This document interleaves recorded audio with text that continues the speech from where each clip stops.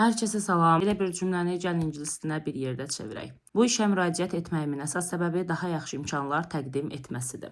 Biz burada the reason why quruluşu ilə verəcək. Bu da təyin budaq cümləsidir.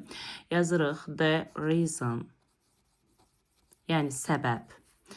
Why, niyə ki mən müraciət elədim iş üçün, yəni bu iş üçün. Niyə ki mən, mübtədadan sonra xəbər, apply keçmişdə veririk, çünki artıq müraciət eləmişəm. Apply özündən sonra bir şeyə üçün müraciət eləmək mənasında for istəyir. This job. Artıq mübtədamız hazırdır. The reason why I applied for this job daha yaxşı imkanlar təqdim etməsidir. Biz is that, odur ki, is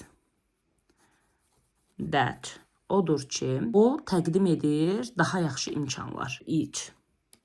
Təqdim eləyir, suggest, offers, daha yaxşı imkanlar, better opportunities.